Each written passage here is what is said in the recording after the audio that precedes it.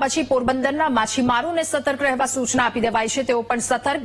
Boat એસોસિએશને માછીમારોને IMBL નજીક જવાની મનાઈ ફરમાવી દીધી છે। શંકાસ્પદ વસ્તુ જણાય તો સુરક્ષા એજન્સીઓનો સંપર્ક કરવા માટે અપીલ પણ કરાઈ। ભૂતકાળમાં પોરબંદરના IMBL નજીકથી કુબેર બોટનું અપહરણ થયું હતું। ફરી કોઈ પણ પ્રકારની આવી અનિચ્છનીય ઘટના ન ઘટે તે માટે માછીમારોને સતર્ક રહેવા સૂચના અપાઈ।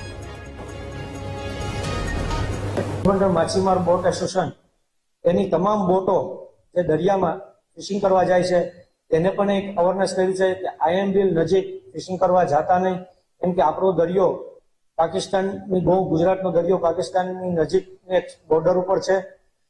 ત્યાં અવારનવાર કોઈ પણ એવી હિલચાલો થતી હોય છે।